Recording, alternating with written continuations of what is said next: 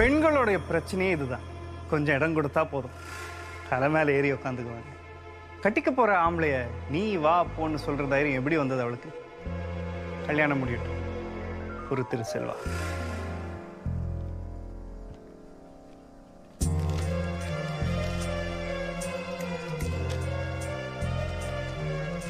கள்ளக்காதலை பற்றி இவ்வளவு நுணுக்கமாக எப்படி தெரியும் அவளுக்கு? எழுத இடம் கொடுத்தால் எதை வேணுமானாலும் எழுதுவாளா? அந்த எழுத்துக்கு ஒரு முற்றுப்புள்ளி வைக்கிறேன் விரைவில். யார் அந்த சுமன்?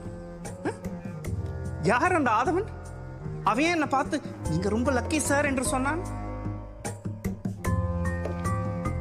கல்யாணம் முடியட்டும் திருசெல்வா.